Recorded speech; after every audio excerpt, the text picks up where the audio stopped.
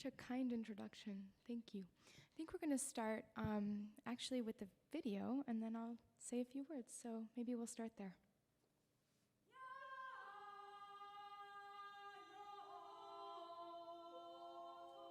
One word that describes National Sawdust. There's so many to me. It's home. I think it's bold. Tectonic. It's joy. Soul. Growth. It is radically autonomous. Utopia. Fundamentally, it's listening.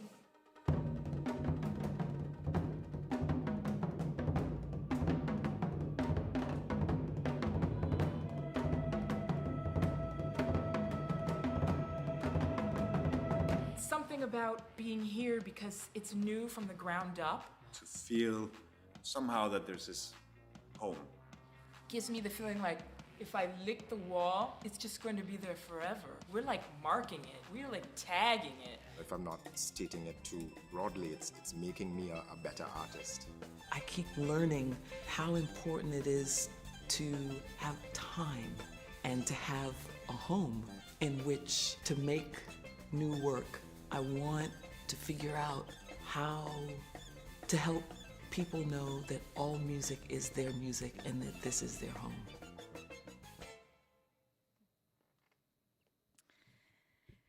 So,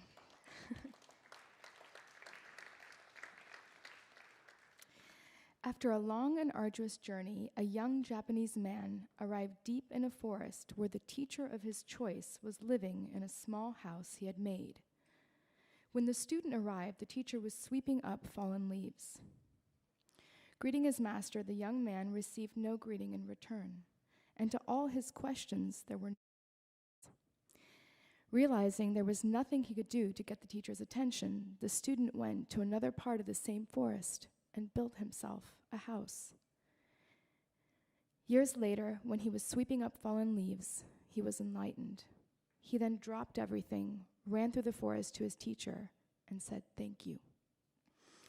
I love this short story from Silence by John Cage.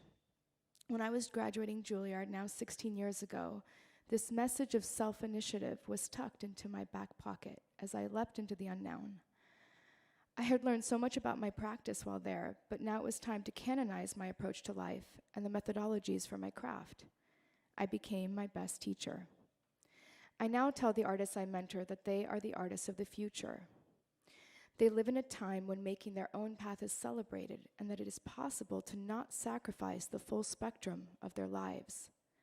They are 21st century artists, talented, and at the same time, they need to be educators, activists, and entrepreneurs. The 10 years following my graduation from school were seminal. I started my production company, Vision into Art, and failed continuously. The failures were the moments that taught me the most, in that they forced me to reattempt success, and in the end, I learned that the no's were not necessarily no forever, just no, not right now. I learned to trust my inner compass and realize that the only affirmation I needed in the end was my own. These are powerful lessons because at times in our industry, it can feel like the world doesn't need another artist, but it does. Art is not only a statement of the present, it's also a call for a different future, a better one. Therefore, it is a right not only to enjoy art, but to be able to create it. We're in a moment where creative approaches to finding space for the arts is crucial. When I was in school, I knew I wanted to be a composer and a multimedia artist. I had experienced very real limitations as a woman composer and realized that the only way I would be happy would be to create the context for my life, meaning it wasn't enough to commission myself or create opportunities for my works. If I didn't attempt to fix my surroundings, my own path would be limited and my future not as bright. I took to heart the words of a great, kind man, Paul Soros, from whom I received a fellowship, and the only award I've received to date, the Paul and Daisy Soros Fellowship for New Americans. He said, "If you see there's only one piece of pie left, don't divide it, make more." That changed my life. Seeing fellows who were thinking about how to make the world a better place helped me realize, too, that I could be thinking grandly. All of a sudden, the big words didn't scare me. Legacy, dreams, future, yes. They all became foundational words upon which I would create not just my career, but my life. And I would attempt to slowly build an answer to what I saw was failing around me. I say slow because I believe that while some artists are shooting stars in their rise to success, not everyone can or should be, and I certainly was not. I'm happy now, in retrospect, that the build to my career took 20 years, because now I know how to sustain that career and how to continue to build. The great poet Borges once said, "We must build as if the sand were stone." That is an artist's life. I left Juilliard, where I had started the nonprofit I still direct to this day, Vision into Art, and began to commission myself and others to work in deep process multimedia settings.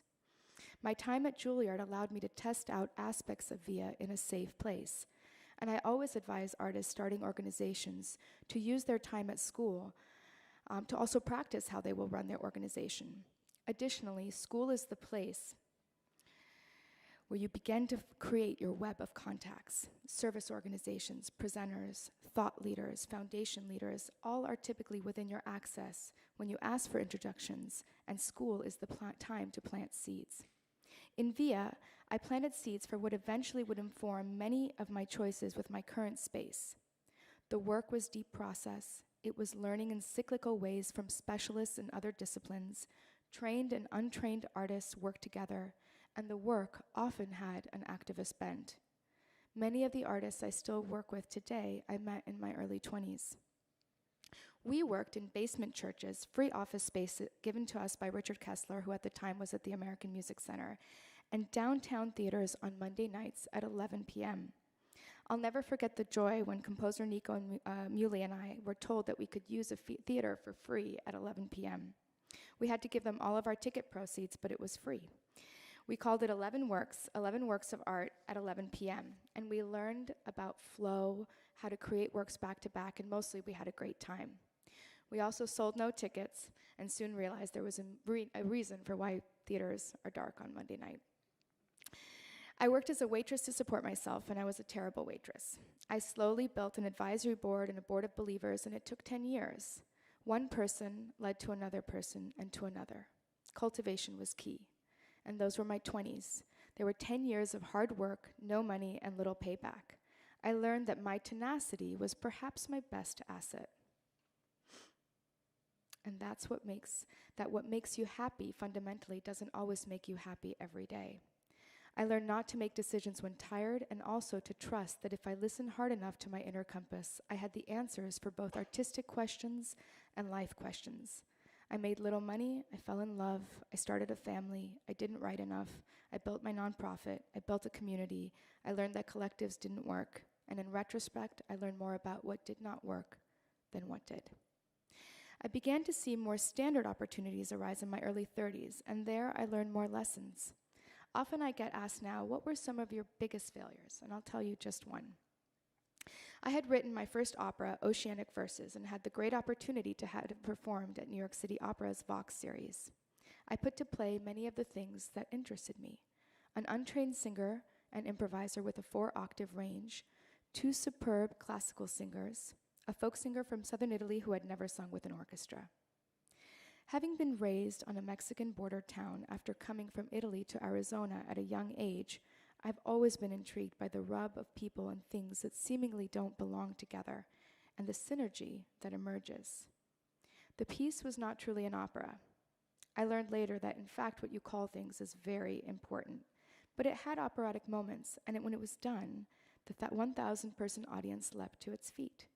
I was thrilled, overwhelmed, happy with the music, and happy with my idiosyncratic choices. I cradled that joy for weeks, knowing that a New York Times review was coming, and I couldn't wait to read it. 2 weeks later, I was in the airport with my then 8-month-old son, and I got an alert on my phone. I stopped to read it. It was the worst review I've gotten to date. It went on in detail for 2 paragraphs to explain why what I had written was terrible. To make things worse, my colleagues all had successful reviews, and the humiliation and sting was like a dagger to the heart. I've gotten many more bad reviews since then. Ironically, I had to learn once again that my inner voice was all that mattered. I put that piece away for a while. I sat on my pain and waited to recover. The public humiliation was hard, especially in front of my peers, but it forced me to redefine my story, my mission, my resolve. There are critics in this world. It's just part of the equation. However, like all things that I don't understand, I became obsessed. I wanted to change the role of the critic, and that review planted a seed for something that I wanted to change later in life. Eventually, that piece went on to be performed at the Kennedy Center, the Barbican, New York, and was recorded on my label. What I had perceived as a roadblock ended up being the beginning of a new chapter. And speaking of chapters, 7 years ago, I got a call that changed my life. Limor Tomer, the curator of the Met Museum Performing Arts series and one of my mentors, had suggested that I was the right artist for a very large project. A man named Kevin Dolan wanted to create a space for composers, led by a composer. He had given me a blank slate to create a home for artists. That was the seed for what is now National Sawdust. Kevin had a resolve and $8 million. This was his statement when he came to me. I understand that for many, music is fundamental to their being, and to some, it represents a salvation of sorts. So the basic purpose of this endeavor is to help composers and performing artists, particularly young folks and future artists and their listeners, nurture whatever fundamental essence is inside of them and to help them and their art survive. It's that simple. Music had saved Kevin, and it has for many, and he wanted to give back. I became his partner in crime, and for 7 years, our team of designers, acousticians, and architects worked on the building, and for 7 years, I worked on the mission and on raising the remaining $8 million to launch the dream. The building blocks for National Sawdust in many ways resembled building VIA, building a clear mission, doing shows in our raw space and off-site to demonstrate the mission, fundraising, and meeting people to create a board and to try to create our space and finally have it built. And today, at North 6th and Wythe in Williamsburg, Brooklyn, we have opened our space. It hosts 300 days of performances and thousands of performers. Since our opening last October 1st, we've had 350 performances and opened our doors to over 30,000 patrons. We've had 63 commissions, 40 sold-out shows, and 17 New York Times reviews. The space is meant to be for all kinds of artists. It's an incubator for new work and a home for discovery for every kind of art. New compositions, dance, opera, electronics, film, multimedia, and dialogue and experimentation among artists. Led by teams of curators who invite artists to create programming and performances, National Sawdust is artist-led and centered on discovery. The idea is that curators like Theo Bleckman, Timo Andres, Miranda Cookson use their star power and network to bring attention to artists who they admire and who their audiences might enjoy. We've partnered with organizations such as the New York Philharmonic, Carnegie Hall, Q2, Afropunk, Rolex, Aix-en-Provence, and more. Each partner brings us a new audience, and we work on how to keep that audience and how to give that audience an offering that they might not have been open to elsewhere. We think of our programming in two ways. For artists, it's an arts accelerator. We commission music and give artists the chance to create ambiguous work that might not fit in elsewhere. We give residencies that include guideposts for the next phase of their career. We have a criticism wing that helps create a forum and context for artists and audiences. Our curators serve as artistic guides and discoverers of new music. On the activism side, we nurture the idea that artists are more than performers through our mentorship program. And through our venue, we give the 21st century artists the needs to record, rehearse, and disseminate their music. For audiences, it's a home for guided discovery. And we do this through our curation model, which allows master artists to guide audiences through new sounds, our festivals, which provide heightened contexts, a criticism wing, which creates a forum and context for listeners and readers, and our venue, which allows for an intimate connection with artists in a relaxed experience that includes, when appropriate, food and drink. So everything we do, we look at through the lens of the audience and the artists. And our advisory board includes many of my mentors, such as Limor Tomer, Renee Fleming, John Zorn, Philip Glass, and Terry Riley, among others.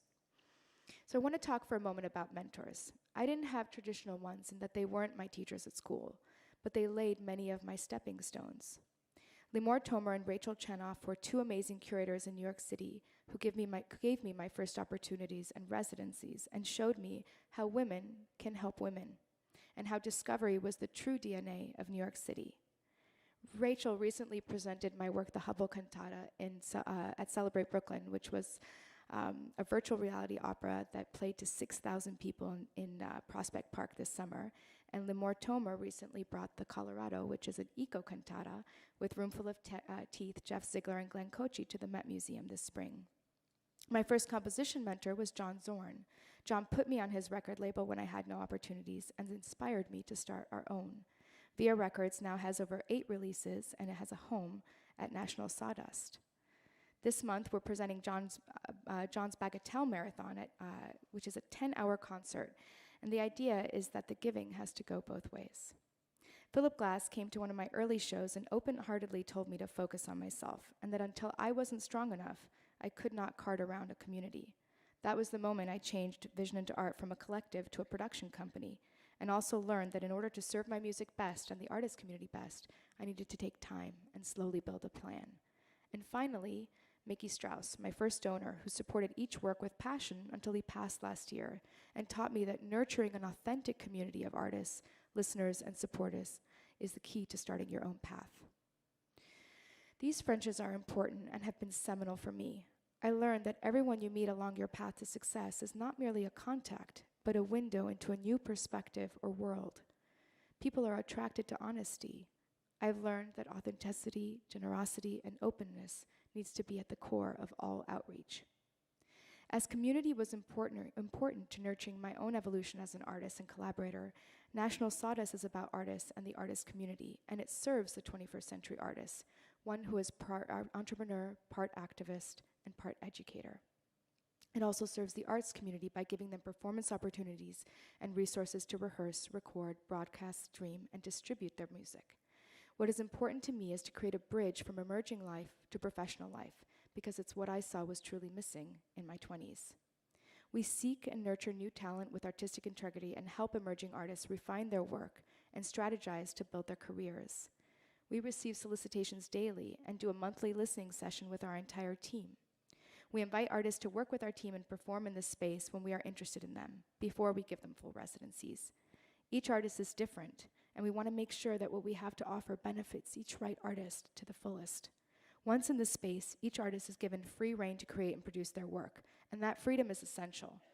I was recently told by a very high-end programmer that they no longer program works, even by a very esteemed artist I was collaborating with, until after they'd seen it. We don't have to do it that way because we're small and flexible. And perhaps the most important aspect to me of what the mentorship that we give does is that our team guides artists by establishing a working structure for artists, establishing timelines and goalposts in addition to giving residency time, establishing funding plans such as finding grant support and developing budgets, providing marketing and communication support, discussing audience development and how programming can reach out to a community. This 360-degree support system, to me, is key of what is our institutional DNA.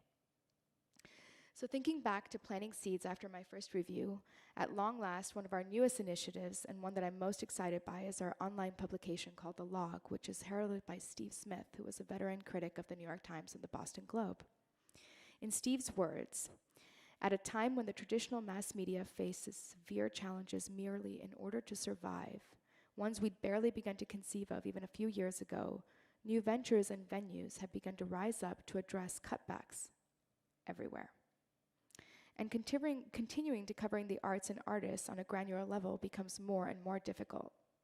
Our new journal initiative is not to be an alarmed response to that changing status quo, but rather to foster awareness of the brilliant abundance of fresh artistic expression that surrounds us all, and as much as possible to enable creators to speak in their own voice and tell their stories in their own words. We also want to address the circumstances and social and political currents that contribute to living an artist's life.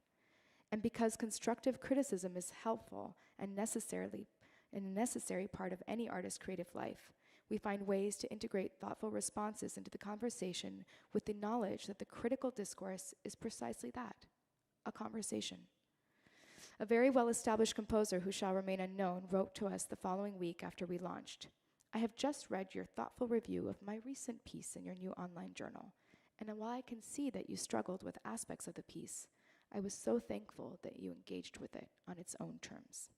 And that kind of response keeps the fuel and keeps us going. All of our livelihoods depend on each other. The reality is that we coexist. One thing that I like about having a space is that I've always meant for it to be a playground for experimentation across each field.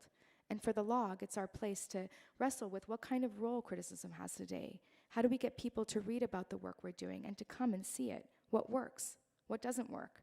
If it doesn't work, throw it out. Try something new. We're lean, and when you're lean, you can experiment in a way that big organizations can't. That scrappiness for now is really important, and hopefully we'll always maintain that spirit even as we grow in our support of artists and in our support of new ideas. That mentality of experimentation, innovation, and flexibility remains at the core of what we do. So as you've seen over the course of this talk, I tend to plant seeds and let things emerge at the right time. I think it's important to plan, but not to overthink things, to trust your impulses, your instincts, to understand that the puzzle that is your life is made from small choices, from many of them, and an understanding of the overarching design that you want. And that design may still be unclear, but it is pulsing underneath a series of choices you will make. I like to revel in the unknown. Creating permanent structures is as much about a state of mind as it is about the logistics. At National Sawdust, while we plan for the future, we also allow for the unknown. I'm never of the opinion that we're creating a solution, because that's oversimplistic. It's more about adding to the scene, adding another perspective. I also think that the ways in which we take larger themes, for example, this year it's opera, next year Indigenous music, and we explore them through all the pores of the nonprofits, allows us freedom, but also to address emerging trends, to think of them globally across different artists, because I think they're definitely themes that permeate the scene and that people are thinking about and addressing. So I think as artists, we need to not be afraid of big words like legacy, and as institutions, we need to resolve to stay nimble so we can adjust to the needs of audiences and artists. I see our role as being a necessary bridge from emerging to established life, and I see it as a place where artists can take risks. As artists, in order to remain relevant, we need to take great risks and constantly discover new ways to tell our story. I personally derive great joy from balancing all the things that make me truly happy: my family, my writing, creating a space for artists. I see risk and joy every day as mysterious strangers that walk side by side holding hands.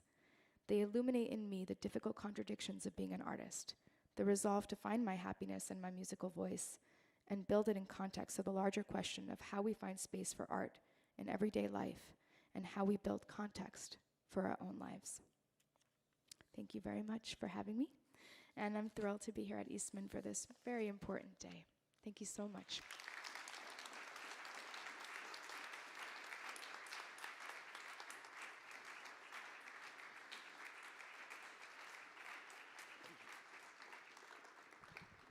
Thank you, Paola, very much. So Steve Daniel is going to, he has a microphone, and we have about 10 minutes before our first panel that if any of you have questions for Paola, that she'd be happy to answer them, and anything about National Sawdust. So the floor is yours.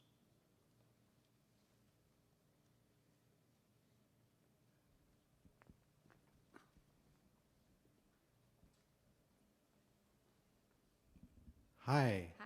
Tell us a bit more about the initiatives you talked about, the annual opera and Indigenous, how that works. Sure. So we take a theme, and then we tend to put our commissioning money towards the theme and towards engaging artists in residencies who are already doing that kind of work.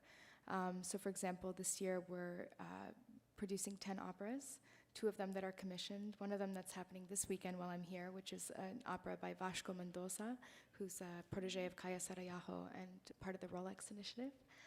Next week is Andreessen. We very kind of really think in a very integrated way about how the artists in residence can gain new opportunities. So R.B. Schlatter, our director in residence, was tapped to direct the Rolex opera. So it's about making connections that might be hard to make outside of an institution. And then planting the seeds for young kind of new operas that are also in development. So we see them all the way through from the beginning commission stages to presenting them and producing them. And it's a fall through spring season, and next year is Indigenous music. So a lot of the choices that we're making for groups in residence and artists in residence gravitate towards artists who are already making work that is kind of surrounding that very large theme. So it's always about choosing themes that are very, very large and can be essentially deconstructed.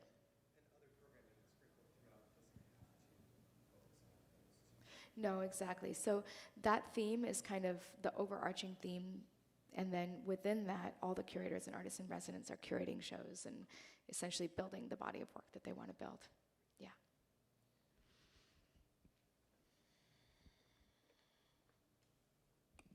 Hi, thank you. Can you speak a little about resources for student musicians? I understand education is a part of your mission, Yep. and you do have resources for people who are coming out of conservatory and school. Yeah, so on a basic level, we have an internship program with Stanford University for arts administration. So young students can come in and mentor with each different department. They're specifically interested in arts administration, so there's that.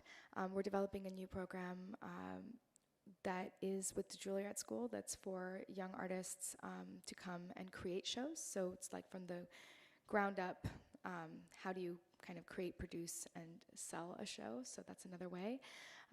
And then, I mean, basically the platform for young artists is that we're constantly curating and looking for discoveries. So we're discovering them through our curators. I get a ton of solicitations myself. And then we generally give residencies, which comes with money and recording time, to artists once we have had them in the space. So we kind of want to see how they're in the space.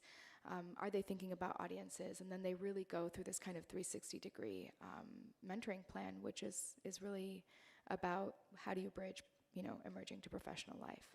So it's codified in the internships, but in the idea of students that are kind of leaving school and coming, it's more that we're very open to, our business plan is open to being able to accommodate artists that don't have a large audience.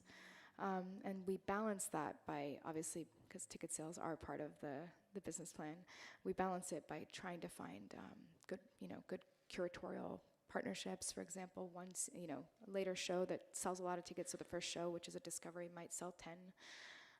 And then Mondays and Tuesdays, we account for no income so that we can have shows that have, we obviously want large audiences for them, but for shows that might be building audiences. So it's kind of, it permeates itself through kind of more traditional internships to really even the building of the business plan. Hi. I'm wondering what your take is on the current funding environment for new projects like this. Well, that's a great question. So the funding for the project is why it took 7 years to build, because we definitely had a large amount of the funding, which was $8 million, but the project was $16 million. So it took a long time, and it was all privately funded.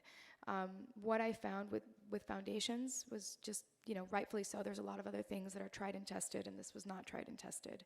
So really we needed to look to our closest circle and radiate from there in terms of building support. So just now we're beginning to get some foundation support and some government support, but it's hard to start a new venture, and that's why I think more, there aren't more new venues. It takes a lot of tenacity. On top of which, our founder, Kevin Dolan, is like the most kind, amazing man, but very shy and painfully shy. So he doesn't have that kind of natural way of I have a huge group of funders and we do favors for each other. That was not it at all. So really, we had to kind of rely on a very grassroots approach to fundraising, which is what took such a long time.